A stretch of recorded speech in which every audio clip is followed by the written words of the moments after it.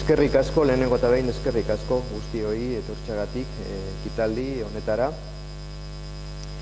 Bereziki, Fatma Galiari eta Mudhar Lebuigiri gainera,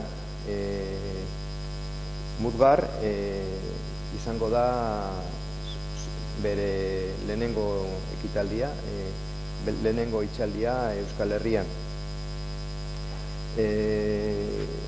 Quiero daros las gracias por participar en este acto, especialmente a Mudhar y a Fatma. Mudhar está llegando, está de camino. Estaba anunciado Fadli Alnia, que era el delegado, pero lo que pasa es que esta semana pasada ha habido cambio de delegado del Frente Polisario en Euskadi, entonces por eso han pensado que mejor que venga ya el nuevo, el actual. El actual. Y le agradecemos también a Fadli, el anterior delegado, por su disponibilidad a venir, pero nos parecía que ya que hay nuevo delegado pues en Euskadi, pues que sea él. Pasa que está viniendo de Vitoria, tenía un problema de transporte, pero un cuarto de hora, 20 minutos estará, y Fatma iniciará el acto, ¿no? Con unas poesías y también con unas palabras. Bueno, este es un acto bajo el título de Memoria, Resistencia y Olvido, un acto de solidaridad con el Sáhara Occidental, un acto justo y necesario.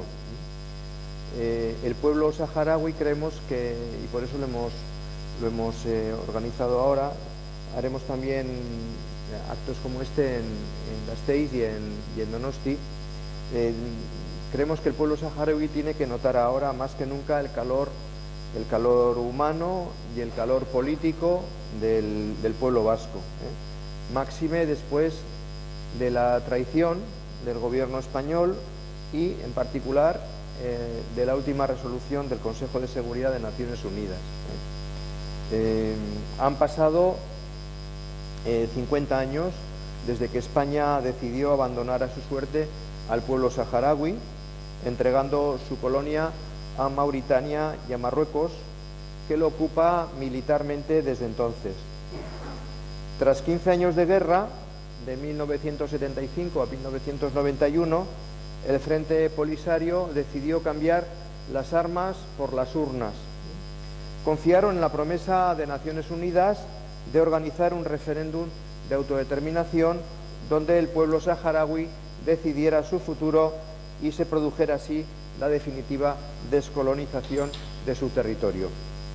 Marruecos, con el apoyo incondicional de Francia, del Reino Unido y de Estados Unidos, ha impedido, mostrando sin duda a lo largo de los años una gran intransigencia, como digo, ha impedido que Naciones Unidas pudiera imponer a las partes la aplicación del plan de paz firmado en 1991.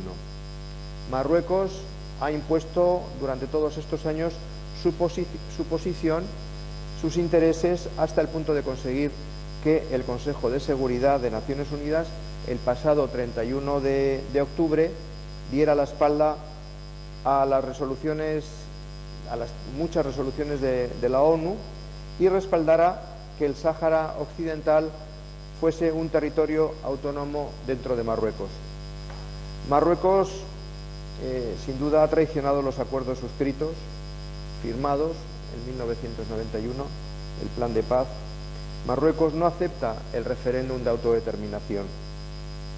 Y no se podrá decir que el Frente Polisario no haya tenido paciencia durante estos 50 años.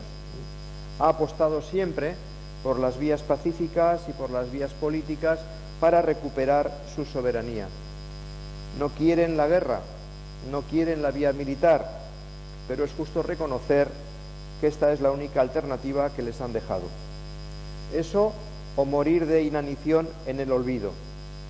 El Frente Polisario es un movimiento de liberación nacional a quien el derecho internacional le reconoce el derecho al uso de la fuerza frente a la ocupación y frente a la dominación colonial. Para finalizar, debemos volver a reiterar que España no puede seguir eludiendo sus responsabilidades. España sigue siendo potencia administradora del territorio. De su apoyo inicial al derecho de autodeterminación Nos acordamos todavía de esa visita de Felipe González a los campamentos del Tinduf, de su apoyo incondicional al derecho de autodeterminación del pueblo saharaui, ha pasado a apoyar la ocupación y la anexión ilegal del territorio por parte de Marruecos. El gobierno español, tanto por los vínculos históricos, los vínculos políticos y los vínculos humanos que tiene con el Sáhara Occidental y con el pueblo saharaui, tendría que ser el principal aliado y el principal valedor de los intereses y de la soberanía del pueblo saharaui. Por eso resulta incomprensible y totalmente denunciable la posición del gobierno de Pedro Sánchez negando el referéndum de autodeterminación y defendiendo la posición de Marruecos. Como decía al principio, ahora más que nunca debemos fortalecer la solidaridad con el pueblo saharaui. No podemos permitir que su lucha y su justa reivindicación caigan en el olvido. Todos los ciudadanos, todas las ciudadanas podemos aportar nuestro granito de arena en favor de un pueblo hermano. El pueblo saharaui vive un momento histórico crucial. Una vez más, ha dado ejemplo de coraje y de dignidad. Por eso, en este momento más que nunca, tenemos que redoblar los esfuerzos y el compromiso, y reitero la palabra solidaridad, y decirles muy alto que no están solas, que no están solos y que juntas venceremos. Así que hasta que venga Mudgar tendrá la palabra Fatma Galia, a la que le agradecemos una vez más su presencia en este acto. Por cierto, Fatma en su momento presentó un libro que está allá en la mesa, por si alguien lo quiere adquirir, son 15 euros, y ella también, algunas de los poemas del libro los vas a presentar ahora y a recitar ahora en este momento. Así que tienes la palabra. Zureitza da, Fatma, eskerrik asko etortzeagatik.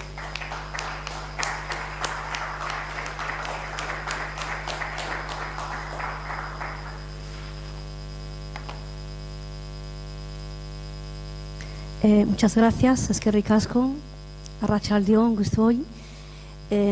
Voy a intentar, mientras venga el delegado del Frente Polisario, ya que me tocaba el recital de poesía al final, y entonces vamos a aprovechar el tiempo mientras él venga. Voy a intentar adentrarme un poco más, ya que Javier es profesor de historia, experto en historia,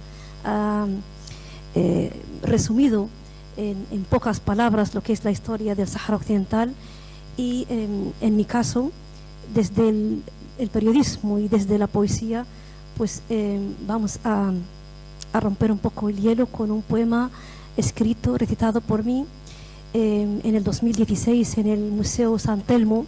Hubo un taller con los niños de acogida en plan de paz, de vacaciones, y ellos hacen dibujos en la arena, y el artista sevillano Federico Guzmán me invitó a ese taller, y tuve el honor de compartir con él mi poesía, mi voz, junto con los dibujos de aquellos niños que han dejado una huella para la historia de cómo yo me siento como una princesa en mi desierto. Voy a intentar darle continuidad, siempre utilizando la imagen y la palabra, sobre todo generalmente cuando estoy en los institutos, en casas de cultura, porque intento visibilizar la causa saharaui, una causa silenciada, que sufre un bloqueo feroz de medios de comunicación internacionales y sobre todo a nivel nacional. Entonces me voy a adentrar sobre todo desde la posición geográfica, geopolítica del Sáhara Occidental. Entonces el Sáhara Occidental como pueblo que ha existido antes del sistema colonial francés, portugués y sobre todo el español, un pueblo de nómadas y de comunidades de nómadas y de tribus esparcidas en el desierto que tienen su propia cultura, familias que viven pendientes de las pocas gotas de agua que caen en ese desierto en busca de la vida con sus jaimas, confeccionadas a mano, hechas de pelo de cabra, con esa cultura, caravanas de camellos, sus abalorios, sus tatuajes de henna, una cultura que se ha transmitido a través de la palabra de generación en generación, su comida típica, la bebida típica y la presencia española en el Sáhara Occidental. En 1884, cuando Europa reparte al continente africano como una tarta, al Estado español le correspondió el sur de Marruecos, Sidi Ifni, y el Sáhara Occidental y Guinea Ecuatorial como países o comunidades dentro del continente africano. Entonces, en el Sáhara Occidental, antes del sistema colonial, las mujeres saharauis se quedaban solas en esas largas ausencias del comercio transsahariano, que los hombres tienen que ir en esas caravanas de camellos en busca de sal o en cambiar los productos de trueque, al no haber una moneda, y había como un anarquismo donde los jefes de tribus son los que dominaban la jerarquía en aquel entonces.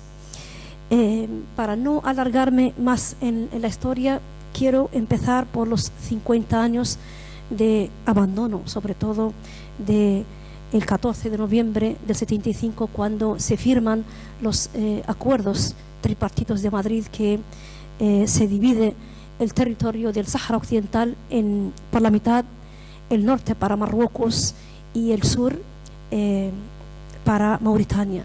Entonces, desde aquí voy a intentar reflejar un testimonio propio, que he sido la niña de la guerra, y de cómo la Marcha Verde atravesó el territorio siendo una niña en un oasis junto con mis abuelos maternos, en la cual nos separa esa invasión marroquí hasta nuestros días. Entonces, en el 75, cuando llegó a Lyon la Comisión de Naciones Unidas para averiguar la verdad sobre la población saharaui, porque en aquel entonces España, por un lado, en Naciones Unidas quería ofrecer un referéndum de autodeterminación, pero después de 10 años de autonomía. Hay que tener en cuenta de que la población nómada fue obligada a sedentarizarse en la ciudad, pero también a la vez mermó muchísimo el papel de la mujer. Eran mujeres activas que dominaban su papel dentro de las comunidades, y cuando se sedentarizó había un lema que decían que las mujeres eran de su casa a la tumba.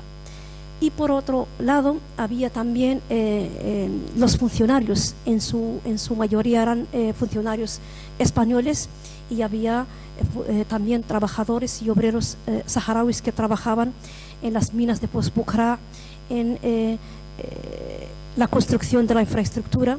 Y entonces, en aquel entonces, cuando se hizo ese acuerdo en los finales de los años 30, también hubo nómadas saharauis, de las tropas nómadas, que defendieron la República y se entregaron en defensa de la República, porque ha sido un pueblo, después de 100 años de convivencia con el Estado español, también sufrieron la dictadura de Primo de Rivera, la dictadura franquista, y según los historiadores de nuestros antepasados, que Franco no quería entregar el Sáhara a San II, pero en el 75 moribundo, pues en esa transición, muerto Franco, pues fueron obligados políticamente, a través de una intervención americana, y para mantener y fortalecer la corona de los Borbones. Entonces, en el 75, cuando llega esa comisión de Naciones Unidas, la población saharaui salió a la calle en defensa de una autodeterminación debido a los movimientos de liberación de los países vecinos, lo que es la revolución de Nasser de Egipto, la revolución de Boumediene en Argelina, la independencia de Mauritania, de Marruecos. Todos los países vecinos que estaban colonizados fueron independizados, y lo que es el sentir de la juventud saharaui y los universitarios era defender la independencia del Sáhara Occidental del sistema colonial. Entonces, en aquel entonces hubo una traición y se vendió el Sáhara, porque por un lado Juan Carlos llega al Partido Nacionalista Saharaui en el Aaiún, y decía que ellos van a estar con los saharauis hasta el final, pero por otro lado se estaba firmando un acuerdo de venta del Sáhara Occidental. Entonces, en el 75, antes de la Marcha Verde, cuando Hassan II, sus pretensiones para quedarse con el Sáhara, lo que es la potencia administradora en aquel entonces España, en vez de defender a la población y proteger los recursos naturales, lo primero que ha hecho es abrir la frontera y permitió que la Marcha Verde en el 75 invadir al territorio saharaui. Entonces es la Marcha Verde porque no hubo ni había ninguna presencia marroquí hasta que se firmaron los acuerdos y hasta que Hassan II, por un lado, él envió 350.000 civiles entre desamparados, desempleados y mendigos para darles un futuro mucho mejor en el Sáhara, y él les llamaba las regiones del sur. Entonces, él en los medios de comunicación decían que era una población civil que aportaban lo que es los libros del Corán y que iban a entrar de forma pacífica al Sáhara Occidental, pero también, por otro lado, ha enviado lo que es el ejército real marroquí para bombardear a la población saharaui. Una población, en aquel entonces se quedaron solos porque España lo primero que ha hecho es desarmar a todos los que formaban parte del ejército español de saharauis, a los nativos, porque había en el 73 se proclamó lo que es se hizo el primer Congreso Constitucional, se constituye el 10 de mayo el Frente Popular de Liberación de Sagui al-Hamra y Río de Oro, pero 10 días después, que es el 20 de mayo, se desencadena la lucha armada contra la presencia colonial española, y entonces empezaron a perseguir a todos los sospechosos, a todos los militantes y todos los que tenían esa conciencia libertadora. Las mujeres saharauis tuvieron que huir, muchas de ellas a pie. Hubo familias que se llevaron lo puesto para huir, y se pensaban que era una huida porque son desplazamientos forzosos, y hubo muchas detenciones en aquel entonces, y sobre todo había muchas torturas porque era meter el miedo para que la gente no siga adelante con esa idea libertadora. En el bombardeo, en la matanza de la ciudad de Modreiga, es una localidad donde la gente venía desde Dakhla para huir hacia Argelia, y en un puesto de Cruz Roja la población civil fue vilmente bombardeada por la aviación marroquí, pero también con logística y con ayuda militar francesa contra la población civil. En aquel entonces las familias, en la huida hubo en aquel tránsito familias que tardaban igual meses en llegar porque había gente que iba a pie y gente también que iban en coches todoterreno y en Land Rovers y con lo poco que había en camiones, para llegar a ese trozo de desierto llamado La Ahmada. Es un desierto que había que empezar de la nada, y desde nada, mujeres analfabetas, porque hay que tener en cuenta que cuando España salió no dejó gente formada, ni había profesionales, ni logística militar, ni médicos.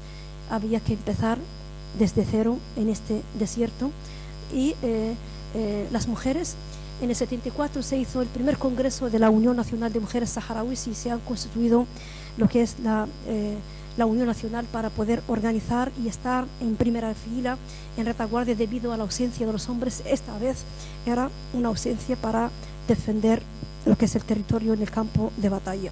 Mujeres que tuvieron que primero levantar los campamentos desde tiendas de campaña, de tiendas de campaña, pero al ver que las tiendas se pueden encender, y muchas veces cualquier fallo de fuga de gas son accidentes caseros, entonces empezaron en cómo construir pequeñas cocinas y luego ambulatorios y escuelas a los niños y guarderías con adobes, todo construido a mano de las mujeres. Esas son las primeras construcciones de las mujeres. Las tiendas son tiendas de lona, y hay que cambiarlos cada 4 años porque también hay que remendarlos. Hay que tener en cuenta que ese desierto donde las condiciones climáticas son muy arduas, cuando hace un calor, es un calor abrasador que sobrepasa los 50 grados, y cuando es un invierno, son inviernos congeladores bajo cero, y sin electricidad, sin agua potable, y las condiciones de los años 70, 80, principios de los 90 fueron muy duras. Entonces las mujeres tuvieron que organizarse en células de núcleos de base para hacer reuniones, y luego en comités de trabajo para poder trabajar, y todas las mujeres a nivel nacional tienen que organizarse en los comités para trabajar de forma voluntaria y gratuita. Entonces ha ido aumentando el papel de las mujeres saharauis poco a poco, hasta que han alcanzado llegar a lo que es en la alta esfera política, donde un 40% de las mujeres que pertenecen como ministras, gobernadoras de wilaya, directoras de colegios. En los colegios las enseñanzas son mixtas, donde hay niñas y niños, y se intenta vivir como un liberalismo, donde una sociedad liberal en que las mujeres son en la retaguardia, intentan hacer mucho más fácil la supervivencia de nuestra sociedad en los campamentos de refugiados. Un pueblo que ha sido reconocido por más de 88 países a nivel internacional y que ha tenido muchísimos logros. También hay que tener en cuenta que las condiciones que ofrece el desierto en los sirocos, las inundaciones, de cómo aquellos cuartos de adobe que las mujeres construían. Respecto a lo que nos convocan hoy, es la realidad del pueblo saharaui, que ya Fatma conoce y describió muy bien seguramente, y simplemente quería resaltar 2 aristas importantes sobre la situación actual del pueblo saharaui, que muchos o casi todos ustedes conocen, porque desde Euskadi y sobre todo desde este movimiento sabemos muy bien el apoyo, el interés. Lo saben, España de nuevo abandona su última colonia en África, y aquel abandono desató toda una guerra para ocuparse de los recursos naturales del Sáhara Occidental. Hoy como ayer, los recursos naturales siguen siendo la base de todo este interés geopolítico, que hoy lamentablemente adquiere dimensiones ya poco descriptibles, tan claras, que ya no hay matices para poderlos describir. Pues esa realidad de toda la vida de los recursos naturales es la que ha hecho que Marruecos ocupara el territorio del Sáhara Occidental, y con ello desatara una guerra que hizo que todos los saharauis, y con nosotros, todos ustedes también, hayamos padecido estos 50 años el desplazamiento, el sufrimiento que supone ir a un lugar donde no eres, o donde no hay ni tan siquiera lo más elemental para la vida, y tener que hacer tu vida. Y muchos seguramente habrán ido a los campamentos. El pueblo saharaui ahí levantó un estado, y ahí sobrevivimos a esta realidad a la que fuimos evocados o obligados a vivir, ¿no? Esa realidad sigue 50 años después, precisamente por las mismas razones. Los recursos naturales siguen adquiriendo mayor importancia, y el silencio cuasi cómplice de la comunidad internacional se hace todavía mucho más patente en el caso de Palestina y en el caso del Sáhara Occidental. Como ven, casi 100.000 palestinos hubo que enterrar para que se enterara no la comunidad internacional, porque creo que la comunidad internacional siempre ha sido contundente, pero para que los políticos tomaran medianamente algún interés o alguna posibilidad de llevar a cabo o invitar a las partes, o en este caso a Israel, a respetar la legalidad internacional. En el caso de Sahara sigue siendo igual. Estados Unidos no solo eso, sino llegó a concederle a Marruecos soberanía sobre el Sahara. Por lo tanto, la soberanía de quien sea, incluso de los países europeos, lamento decir que es un asunto que se puede conceder vía Twitter y no pasa absolutamente nada. Pues este padecimiento de 50 años tiene este matiz, pero tiene otro, y el otro es el que me interesa hoy detenerme un poco en ello. Volveré sobre la realidad internacional del conflicto. Y ese otro matiz es que el pueblo saharaui tampoco hemos quedado de brazos cruzados esperando que el mundo nos resuelva. Gracias a vuestra solidaridad y vuestro interés se conoce en el País Vasco, en España, en el mundo entero, se conoce la realidad del pueblo saharaui. Fue con ustedes que se hizo también delegaciones que han escrito, que han denunciado, tanto aquí en Euskadi como en muchas partes del mundo, la realidad del pueblo saharaui. Por lo tanto, hay un pueblo que, a pesar de las desgracias, construye un Estado a pesar de todos los pesares. Si un Estado es difícil, si en Bilbao tan bella o en Vitoria tan elegante cuesta trabajo a veces cubrir las cosas que desea la población, imaginarnos sin agua, sin luz, sin financiación, sin salarios y sin tan siquiera lo más elemental que puede ser una vacuna o comida incluso en algún momento. Llegamos en algún momento en que nos reducen la alimentación, o sea, las cuotas alimenticias se empiezan a reducir en función de que si los saharauis debamos o no aceptar una propuesta determinada. Hasta ese punto nos lleva. Sin embargo, ustedes lo conocen, seguramente muchos aquí podrán testimoniarlo, hay un pueblo que, a pesar de todo, ha eliminado el analfabetismo, tiene garantizada la salud pública mínima en mínimas condiciones, a pesar de lo difícil en general de todas las condiciones, y tiene un Estado medianamente funcional dentro de aquella lógica de vivir en el exilio. Y lo de vivir en el exilio es otro elemento también que seguramente compartimos aquí con ustedes por la historia. Lo que también nos hace fuertes y nos hace arraigados a nuestra tierra y a nuestro territorio.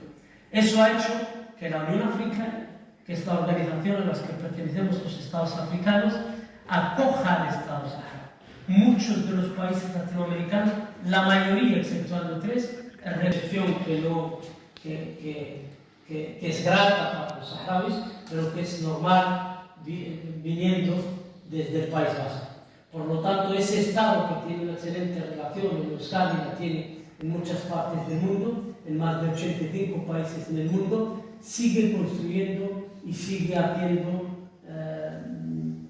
desarrollo humano, por decirlo de alguna manera. Yo recuerdo, porque yo, y perdonen lo de yo, mi generación, hemos sido la generación de la guerra, y en cualquier parte del mundo, incluido Ucrania hoy, cualquier generación de la guerra o está enterrada o habrá perdido cualquier esperanza.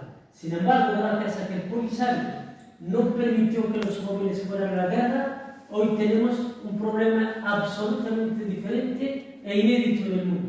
Tenemos unos campamentos de refugiados que nuestro mayor problema es que tenemos muchos jóvenes formados sin trabajo. Pero ya esos problemas los quisieran en muchas otras partes del mundo.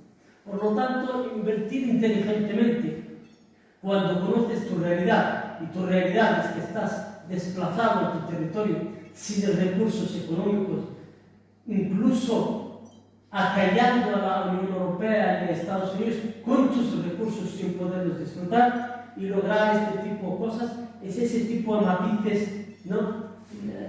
Oscuro grises que quería también compartir con ustedes. Volviendo a estos recursos naturales, y no lo digo por economistas de formación, lo digo ya por la realidad que su viaje en el conflicto es lo que ha hecho que de nuevo Estados Unidos, y después de 50 años, conceda soberanías vía tú. ¿Crees que esto ya es para analizarlo patológicamente, ¿no? O al menos desde el punto de vista de la salud, ya no desde el punto de vista político, porque ya rebasa cualquier lógica humana?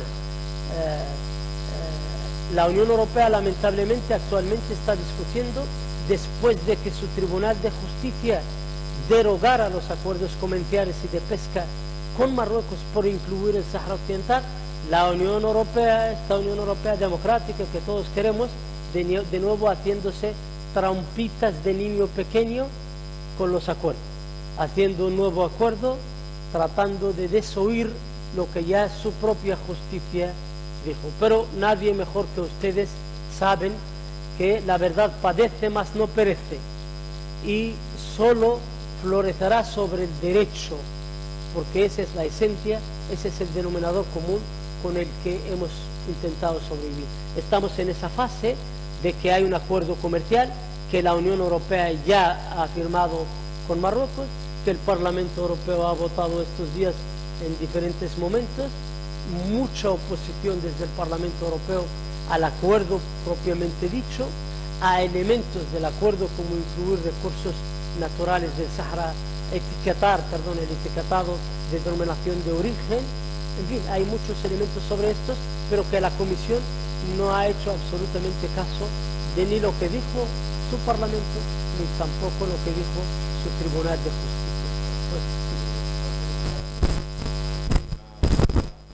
Por favor. Agua. No sé si se oye aquí el micro. Sí. ¿Cómo habéis encajado el Frente Polisario, el pueblo saharaui, el golpe recibido tras el pronunciamiento del Consejo de Seguridad de la ONU el 31 de octubre, creo que fue, reconociendo como solución al conflicto la soberanía de Marruecos sobre el Sáhara, con la abstención de Rusia, China y Pakistán? ¿Cómo habéis encajado ese golpe y cuál es el estado anímico de lucha, de fortaleza en este momento del Frente Polisario? Vamos a ver, en esto llevamos más de 30 años, por lo tanto lo tomamos como una resolución más. Y no lo digo, la paciencia de la gente del desierto es igual que la que tenéis ustedes con el frío, que a mí me cuesta algo de trabajo, pero veo que conviven con él aquí con mucha naturaleza. No hubo tal reconocimiento, ¿no? Primero hay que leerla en su lógica. El Consejo de Seguridad lo que hizo fue aprobar una resolución que prorroga por un año más la misión de la ONU, MINURSO, ¿vale? La MINURSO es una misión que es un acuerdo político, es la resolución 690 del 91 y tiene todos los elementos que son el referéndum. De hecho está hecha para celebrar el referéndum de la totalidad. El Consejo de Seguridad no acogió la soberanía marroquí sobre el Sahara. Eso mucha publicidad le dio Marruecos, incluso medios afines y lamentablemente medios españoles, tergiversando la realidad de lo que se acordó. Ahora, lo que se acordó ahí sí le da bienvenida a la propuesta marroquí, pero la propuesta marroquí fue presentada desde el 2007 y desde el 2007 le da la bienvenida. Lo único que ha pasado es que como Trump les pidió que reconocieran a Israel y a cambio los iban a apoyar, por primera vez Estados Unidos pone, de hecho el borrador, no sé si ustedes, los saharauis por desgracia siguen hasta el borrador del Consejo de Seguridad. Yo que he estado por ahí en esos salones fríos, créame que es hasta lamentable padecer la consecuencia de ellos. El borrador inicial sí solo dice que se acoge la propuesta marroquí, pero eso no fue aprobado. Eso es el debate que tienen ellos internamente. No sé si todos aquí están muy claros cómo funciona el Consejo de Seguridad. El Consejo de Seguridad es un grupo de 15 países donde 5 tienen veto y son los que proponen cómo se tiene que redactar la resolución, ¿vale? Por lo tanto, el Consejo de Seguridad tampoco es el mejor ejemplo del derecho internacional. Es el garante de la seguridad y del derecho internacional. Pero lo mismo lo garantiza como lo garantiza la Unión Europea, mientras a sus intereses juegan. Intentan matizar y hacer ahí ver sus intereses. Y no se logró. Al final Estados Unidos tuvo que corregir el borrador y la resolución que se aprobó no recoge ningún derecho a Marruecos soberano sobre el Sahara Occidental. Eso hay que dejarlo claro. Sí le da bienvenida a la propuesta marroquí, pero en eso llevan 18 años, dándole la bienvenida. Eso no quiere decir que Estados Unidos no solo quiere darle el Sahara, ya se lo dio, según ellos. ¿Vale? ¿Qué más pueden hacer? Absolutamente. ¿Cómo lo tomamos los saharauis? Con la misma infinita paciencia de siempre, de no demostrar nuestros disgustos porque no tenemos formas de demostrarlo, pero claramente leer la realidad. La realidad en el mundo de hoy es compleja. y por lo tanto lo que diga Estados Unidos para nosotros tampoco ni nunca fue ni será fuente de derecho. Lo que se acordó ahí fue que exactamente China y Rusia, que tampoco son santos de nadie, se opusieron a la redacción inicial y se terminó redactando una resolución que se respeta el derecho del pueblo saharaui a la autodeterminación y que se le da bienvenida a la propuesta marroquí y a cualquier otra, la de los saharauis también. Ahora, sabemos que 3 de esos miembros quieren darle el Sahara a Marruecos, pero con esos no contamos. Por eso tenemos oficina en Euskadi y no precisamente en otras partes que no quiero mencionar su nombre. Por lo tanto, lo tomamos con la tranquilidad que nos caracteriza, pero también con la seriedad de contar cada vez menos con ellos. Esperamos menos del Consejo de Seguridad, esperamos menos de la ONU, no porque los desconozcamos. Pongo ejemplos en África y con ello concluyo. Eritrea y Etiopía, se analiza en su historia, el Consejo de Seguridad le quitó el derecho a la autodeterminación y se terminó independizándose en Eritrea. La historia del mundo es mucho más larga que las locuras de Trump. Gracias. Ir pensando alguna cuestión si queréis plantear, porque ahora vamos también a abrir un turno para hacer esto también participativo, ¿no? Con relación al gobierno español, bueno, es una posición lamentable. ¿Veis posibilidad de incidir en ella? Digo, en el espacio del gobierno progresista, porque sería lamentable que hubiera que desear un gobierno de derechas con la ultraderecha para que haya una posición correcta en relación a la posición de España en el conflicto del Sáhara. ¿Vemos alguna posibilidad de reconducir las cosas en el espacio del gobierno actual? Permíteme decirlo a título personal, no veo ninguna posibilidad por 2 razones. Por terquedad y por tiempo. No creo que el gobierno de España actual le queda mucho tiempo. Simplemente creo que las elecciones están dentro de 1 año y medio, ¿no? Por cuestión de tiempo. Además, ha demostrado lamentablemente ir al límite con Marruecos absolutamente. Lo vimos ayer en el Parlamento Europeo. Y lo de Tosudos es que la historia es muy interesante. De nuevo vuelvo a recurrir a la historia.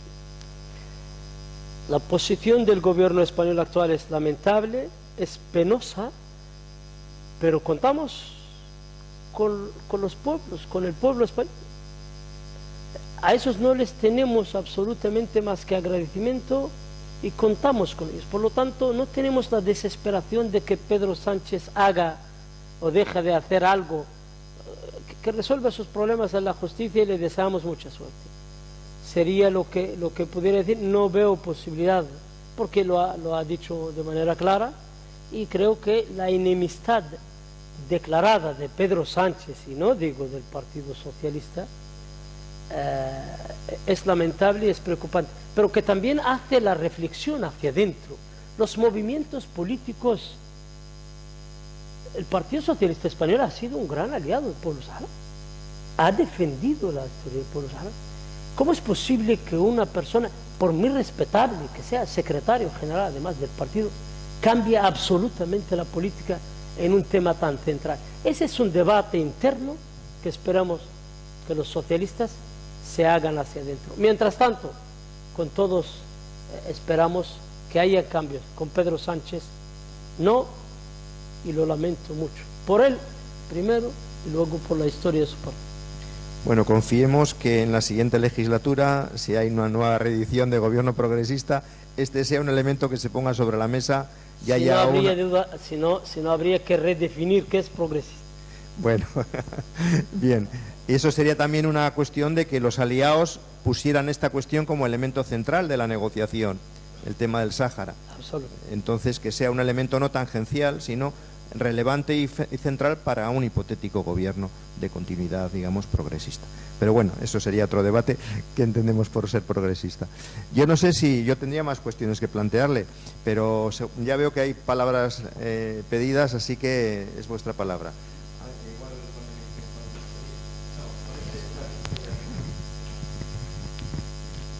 Sí, bueno, primero agradecer la presencia, la organización por parte de Esquerra Berdeak.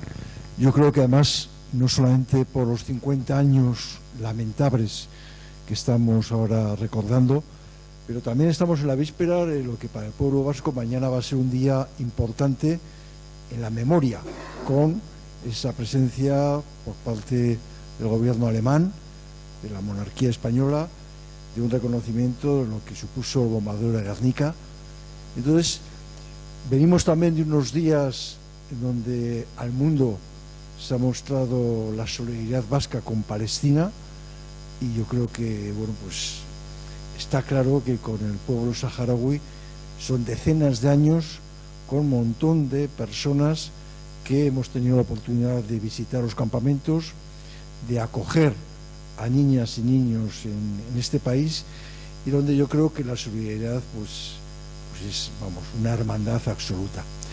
Yo, para no alargarme, por supuesto mandaros un mensaje no solamente de cariño, sino de fuerza, de esperanza, y que efectivamente la memoria, pues al final, después de muchas penosidades, casi siempre prevalece. Y os quería preguntar, en este momento, desde el punto de vista vasco, yo ya sé el papel de la sociedad, pero desde la perspectiva un poco de las instituciones y los partidos, ¿cuál es, si has tenido ya algún tipo de contacto, cuál es el momento actual en relación al Frente Polisario y el derecho del pueblo saharaui?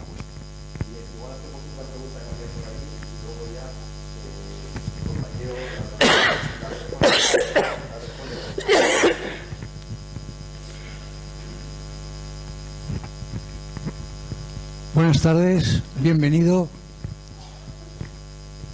Siempre que oigo a miembros del Frente Polisario o del pueblo saharaui, lamentablemente, bajo mi punto de vista, les oigo siempre referirse al Sáhara como colonia española.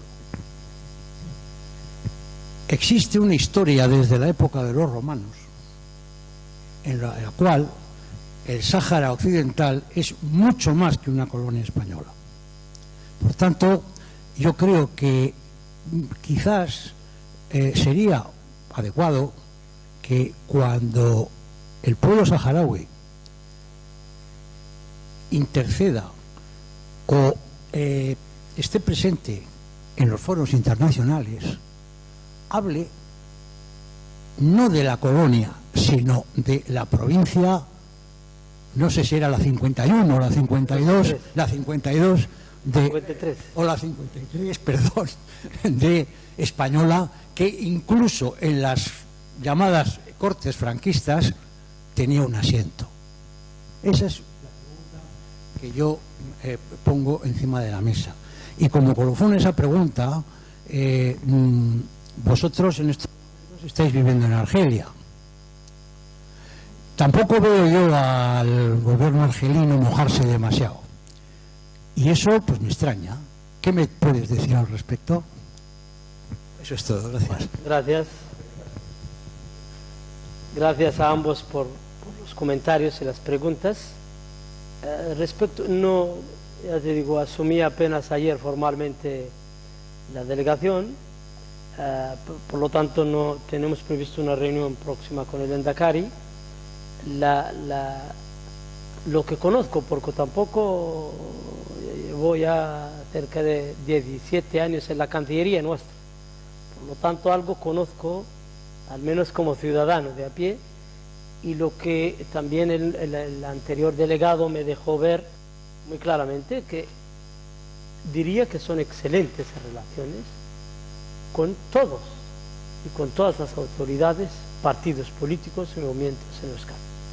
Tanto es así que para Euskadi esta es la delegación saharaui y te recibe y te despide el Endacari como cualquier otro embajador de otra parte. Por lo tanto, con Euskadi la relación diría que es excelente, al margen de darme un poco de tiempo y charlemos dentro de algunos meses para entrar en detalles más finos, pero no puede ser excelente el resultado que tengo y que dentro de 6 meses haya algo que no lo creo. Por lo tanto, diría que es excelente y generalizadamente excelente, ¿no? Por lo tanto, nada, seguirla fortaleciendo, y estoy no solo muy justo, trabajas con toda la tranquilidad y el gusto del mundo, ¿no? Lo que quiere decir que tampoco es una posición del partido, sino de toda la sociedad vasca en torno a un tema, lo cual se agradece infinitamente. Y desde luego agradecerles las visitas, las acogidas, invitarles. La delegación sigue siendo la misma, otro saharaui más, otro saharaui menos, ¿no? Otro vasco más, otro vasco menos en la delegación, pero es para absolutamente todos los vascos y todos los saharauis, para seguir fortaleciendo esos programas y esos proyectos. Respecto a mi estimado amigo, somos la provincia de 53, solo que hemos querido hablar un poco de la situación en Naciones Unidas. La descolonización es un hecho violatorio del derecho internacional, y por lo tanto los saharauis no solo hablamos de la descolonización, hablamos de la provincia de 53, lo cual es peor para España, porque esto no solo era un territorio a descolonizar, sino que era una provincia con asientos en las Cortes. De eso absolutamente hablamos. Solo toqué la parte colonial, porque también hay la resolución 1514 y vamos a hablar de Naciones Unidas. Si solo fuera la provincia de 53, quizás Naciones Unidas no tuviera nada que hacer en el tema, aunque a pesar de que tampoco el Estado español ha hecho ni hará absolutamente nada. Por lo tanto, no tenemos los saharauis dualidad en esto, y es la misma esencia leída desde todas las partes. Y cuando lo leemos desde la provincia de 53, hay mucho más todavía contundencia hacia el Estado español y hacia los actores dentro del Estado español. Y desde luego eso existe, ¿no?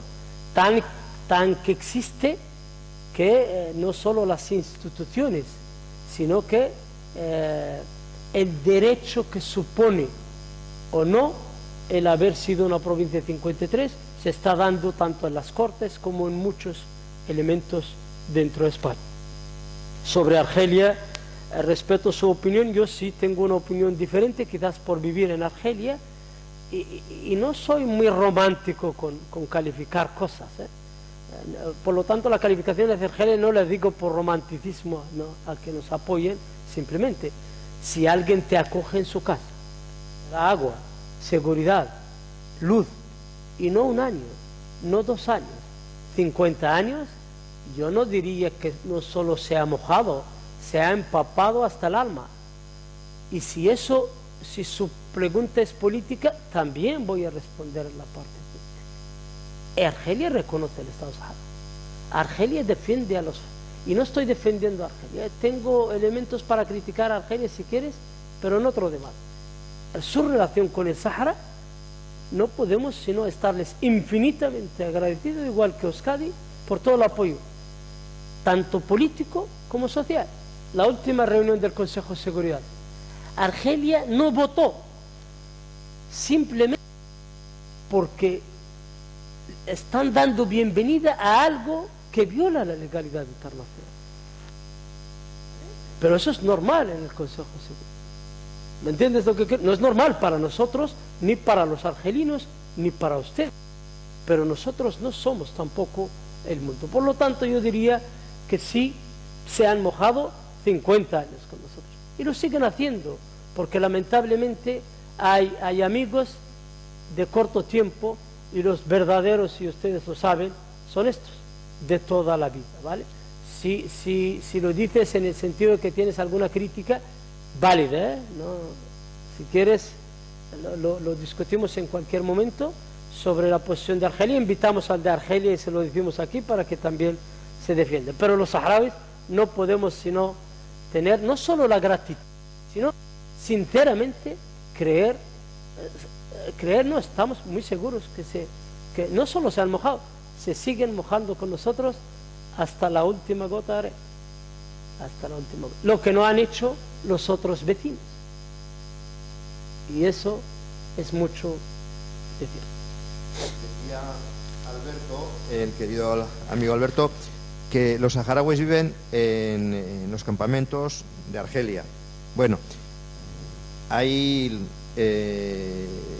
tres espacios de vida del pueblo saharaui. Uno es este, que comentas, otro es el de los saharauis que viven en su propia tierra, y otros son los saharauis que viven en la diáspora, en el mundo.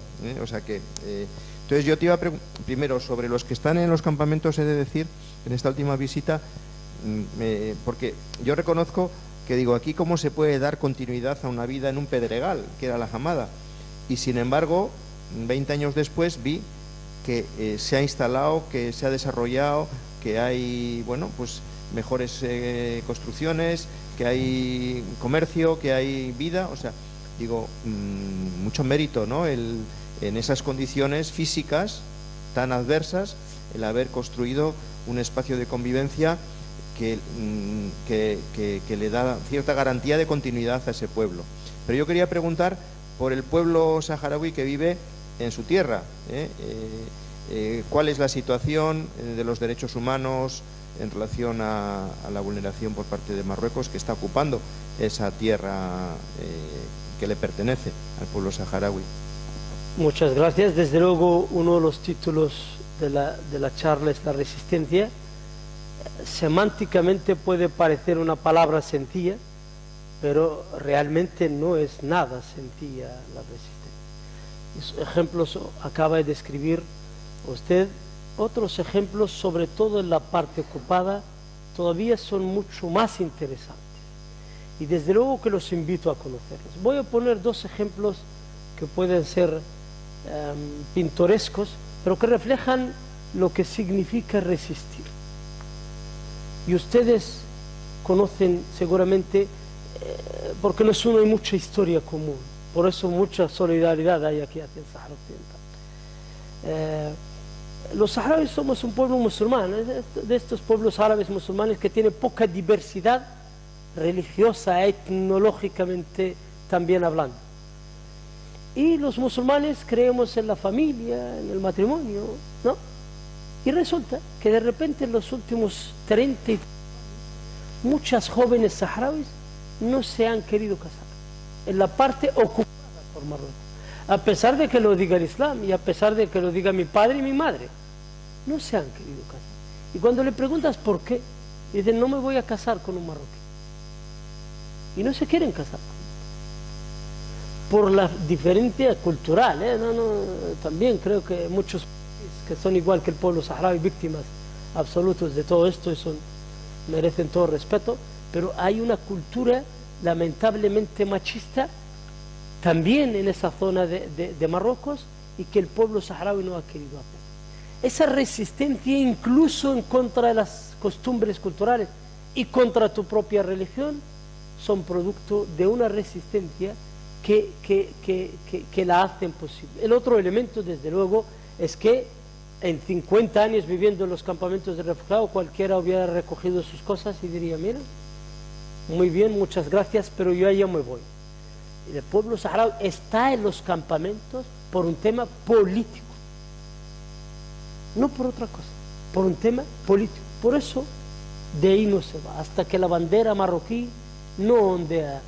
Y el desierto tiene mucho pulmón, por lo tanto nos invita a reflexionar mucho o a ser paciente. Hay una parte estudiada por asociaciones aquí vascas que han ido hacia violaciones de derechos humanos en los territorios ocupados del Sahara Occidental, documentada además por las universidades y las ONG vascas, que los invito a conocer, las memorias de la ocupación. Pero hay otros elementos no tan visibles, el genocidio cultural, ¿no? Los saharauis, simplemente por la forma de hablar, se distinguen. Hubo un señor muy mayor que era de la provincia 53 y hablaba bien castellano, y ya se volvió mayor y perdió un poco la cabeza, y un día iba caminando por la costa del Sahara ocupado y se encontró a muchos jóvenes jugando fútbol, y les preguntó, ¿y aquello que se ve que es? ¿Eran unos marroquíes o unas personas? No digo ya marroquí, unas personas que estaban pescando. Y le dijeron, y les dijo, ¿y aquello qué es? Les dijo, no, son unas personas que están pescando. En el Sahara históricamente esto de pesca artesanal tampoco era muy desarrollado. Y les preguntó, ¿y qué pescan? Le dijeron el pulpo, uhtubut en árabe se llama. Y se lo dijeron en árabe, pero él no sabía la palabra en árabe. Y dijo, ¿qué es el uhtubut? ¿Qué es el pulpo? Le dijeron, es un pez que tiene muchos pies. Y él, en su locura, como todo, les dijo, ¿y no se ha podido escapar de ellos? O sea, ni el pulpo se ha podido, con todos sus pies, escapar de las garras de los marroquíes. Aquel señor, en su demencia normal, cuando estaba cuerdo, pensaba que los marroquíes ya no estaban. Dijo, ¿y estos qué hacen aquí? Todavía están aquí. No se han podido escapar, ni el pulpo se pudo escapar de ellos, ¿no? Y siguió su suerte. ¿Por qué pongo estas banalidades? Porque reflejan la esencia. Las banalidades también reflejan la esencia humana. Hay una resistencia cultural impresionante y hay una violación grave a los derechos humanos que lamentablemente hoy ya no se puede ni documentar ni denunciar. No quiero politizar mucho porque creo que hasta ahora estamos entre amigos, pero hay que recordar que la MINURSO no se pudo dotar de un mecanismo que simplemente informa sobre el tema de los derechos humanos. Y termino con esta anécdota. Yo, como soy profesor por defecto, pongo algunas anécdotas. Hubo un debate en el Consejo de Seguridad una vez y hubo un país que mantuvo al Consejo de Seguridad hasta altas horas de la noche discutiendo por qué la MINURSO no puede informar sobre los derechos humanos. Y terminaron porque Francia se oponía y se dice que en los pasillos ya estaban todos los demás países y el embajador chino miró al embajador francés y le dijo a un privado, menos mal que no es China la que se opone a un tema de derechos humanos. ¿Vale? Con esto concluyo para que vean que a esos niveles de pasillos también es banal el trato que hay con el tema de derechos humanos. Los invito a hacerlo de otra manera. El mundo no termina en el Consejo de Seguridad ni en la Unión Europea. Ciudadanos como ustedes han sido los que han ido, han documentado y han denunciado. Y pongo el ejemplo porque vengo de México, de un mexicano que estuvo en el campamento de Mesig y gracias a dos otras chicas, una italiana y otra catalana, hoy conocemos qué pasó en el campamento de Mesig. Por lo tanto, es irresponsable el Consejo de Seguridad en este tema, sí, pero los actores sociales tenemos alternativas para también seguir denunciando estas medidas. ¿Alguna palabra? ¿Queríais hacer alguna pregunta? Yo iba a comentar el tema de la guerra. En ese sentido de la desinformación, se quiere invisibilizar ese conflicto militar, por una parte. Por otra parte, es una guerra desigual. Marruecos cuenta con toda la tecnología militar más avanzada, los drones. ¿Qué posibilidades hay de avanzar en ese terreno también? Digo, los aliados del pueblo saharaui también colaboran en ese terreno a efectos de dotarle de más medios, porque aparentemente es David contra Goliat, ¿no? Y sabemos en qué terminó lo de David contra Goliat. Hay guerra y cuando escuchan las intervenciones de los representantes marroquíes en la ONU, lo primero que piden es parar la guerra. Cuando Naciones Unidas habla con nosotros, pide parar la guerra. Sin embargo, nadie le hace cobertura a la temática de la guerra, porque no quieren. Nosotros hacemos guerra en nuestras condiciones y en nuestra realidad. Nuestra guerra es de desgaste. Ellos tienen todo el apoyo, sí, de Estados Unidos y de Israel, que para eso les han vendido el Sahara Occidental. Pero cuidado, nuestra guerra hace mucho daño y en eso somos expertos. Los pequeños, en las pequeñeces tenemos nuestra inteligencia. A Marruecos le cuesta muchísimo levantar el dron con el que mata a los saharauis, y le cuesta muchísimo el satélite para la ubicación, y le cuesta muchísimo el desplazamiento de 180.000. Nosotros, nuestra guerra toca ahí, en el bolsillo del coste de mantener 180.000 soldados en el muro, de mantener toda tu artillería al vivo. desgaste económico militar surte efectos en el corto plazo. Y la guerra existe, tan existe que el mismo Consejo de Seguridad invita a no hacer cosas de este tipo. Lamentablemente en España no se habla de una guerra que está ahí, que han provocado y demás, pero todos sabemos por qué España es sordomuda, ¿no?, cuando se habla del Sáhara Occidental. Insisto simplemente en esta idea y con ello concluyo. Cuidado con pensar que no hay guerra en el Sáhara. Hay mucha guerra en el Sáhara Occidental y aunque no la quieren visibilizar, les está costando mucho daño. Y cuando ya la factura no se la va a poder pagar ni a Estados Unidos ni a Israel, es ahora. Acuérdense, negociaron con nosotros en 99, en 91, porque se rindieron en la guerra. Y esta los va a volver a rendir. No porque los saharauis somos amantes de la guerra y ustedes lo saben. De hecho, el tercio, en teoría, era el que cubría el tema de la seguridad de la provincia 53, y no era precisamente el Estado saharaui. Somos un ejército variopinto que tuvo que aprender a hacer guerra, y la guerra en el desierto requiere sus realidades. Los amigos ayudan, desde luego que ayudan, porque solo los amigos dirán hay guerra. Los demás prefieren callarse ante una realidad lamentable, porque cuando lo digan van a tener que preguntarse por qué. Muy bien, pues si no hay alguna comentar, digo ya es el último turno, porque le estaríamos a Fatma de Cerrada con alguna poesía de su libro. Sí, has preguntado antes, Javier, sobre el tema de las personas saharauis, tanto en los campamentos como en los territorios que estaban ocupados, también en la diáspora. Y yo ahí en ese sentido, bueno, aquí tenemos también muchísima población de origen marroquí que vive en Euskadi, y bueno, pues hay relaciones en el ámbito civil, no ya en el político de gobiernos, pero sí a nivel de sociedad civil con el pueblo marroquí, al menos en la diáspora. Te lo resumo, desconozco. En su generalidad hay buena relación. Yo fui profesor en una universidad aquí en España y tenía estudiantes marroquíes.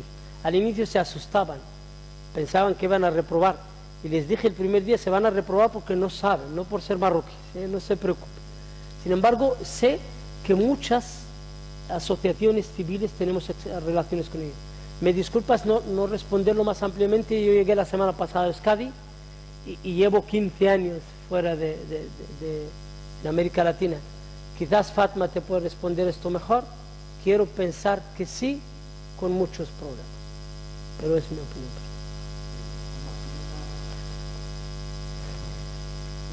Sí, no, Fatma, gracias. A la pregunta que le has dicho, o sea, que la sociedad civil, yo creo que todos hemos venido, la población migrante desde África, da igual que sea del Sáhara, de Marruecos, y cada inmigrante tiene motivos. Nuestro motivo es un motivo de refugiados, desplazados forzosos, pero la sociedad civil saharaui tenemos una buena conexión. Desde las asociaciones tejamos alianzas con la gente civil marroquí, porque en realidad es una guerra entre gobiernos y no es una guerra entre la población civil. Entonces, todos los que no se meten en política mientras no reconocen de que el Sáhara Occidental es un país independiente de Marruecos, sí que nos llevamos bien. Mientras el resto que reconoce la marroquinidad del Sáhara, pues es normal, dependiendo de la ideología de cada persona. Pero en general, pues frecuentamos sus tiendas, compramos, no hacemos un boicot a lo que es productos marroquíes, y tenemos una buena relación con los comerciantes marroquíes que prueban de productos de halal y todo esto. Lágrimas de un pueblo herido, lágrimas de un pueblo herido por caravanas de tanques y cañones que sembraron un bosque de bombas y muertes. Gritos de senderos ensangrentados, mujeres aterradas y sin el ayer.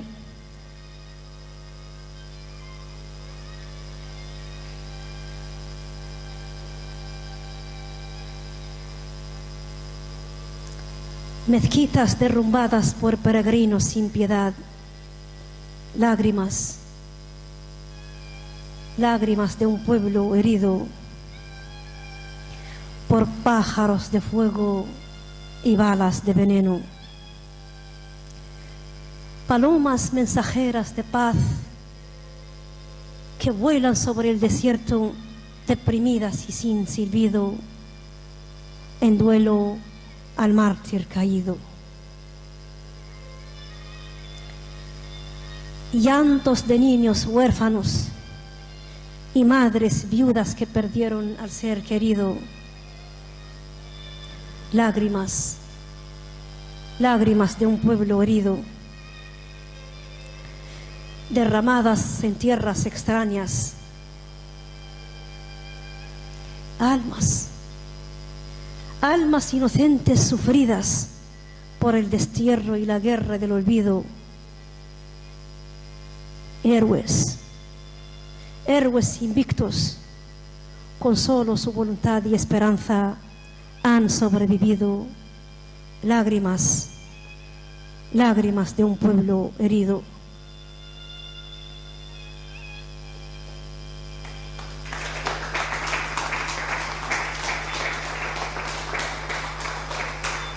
Somos lo que somos.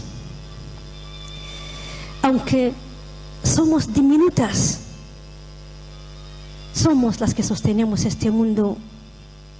Aunque somos frágiles por fuera, por dentro somos murallas infranqueables. Aunque somos diminutas, con nuestra voluntad movemos montañas. Aunque somos diminutas, somos tierra fértil que engendramos a pueblos enteros. Aunque somos diminutas y frágiles, no somos invisibles. Somos lo que somos, somos imprescindibles, como el aire que se respira, como el sol de cada mañana, como la lluvia que sacia la sed a la tierra, como la espiga del trigal que sacia el hambre del hombre. Somos lo que somos, somos mujeres.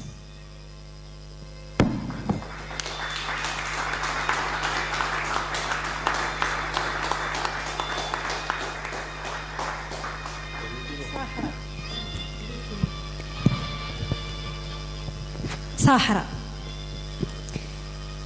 Llevo en mi piel curtida un pedazo de tu sol. Llevo en mi memoria una reseña grabada de tu historia. Llevo en mis entrañas el calor de tu ternura, que siempre me abriga con el paso de los años y aún perdura.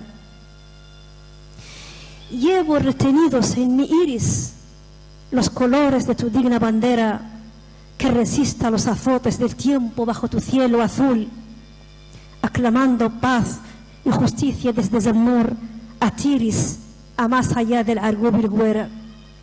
Negro azabache el antifaz de tu invasor, que te invadió en la oscuridad de la noche. Negro alquitrán el fantasma de la muerte.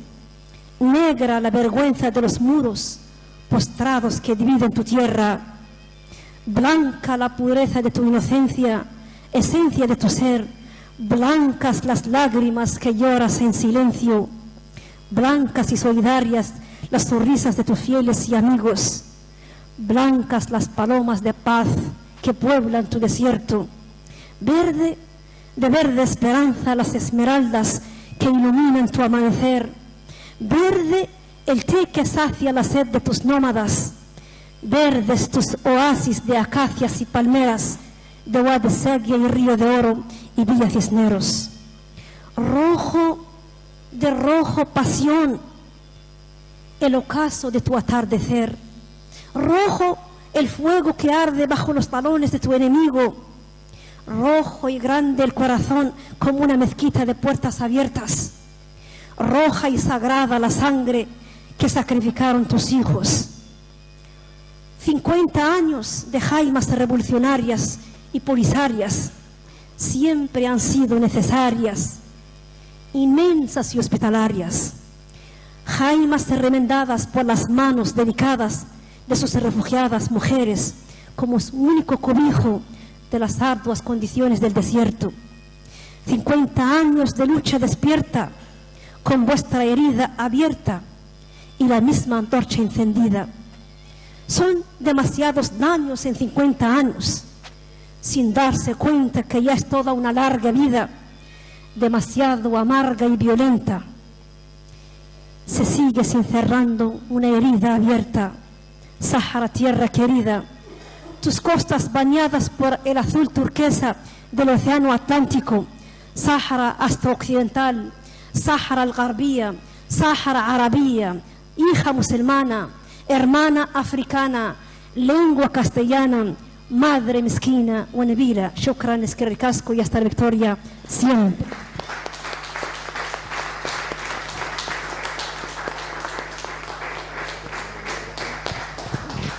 Bien, agradeceros la asistencia, que este acto haya servido para saber un poco más, pero sobre todo para activar más nuestra solidaridad con un pueblo hermano que es el pueblo saharaui.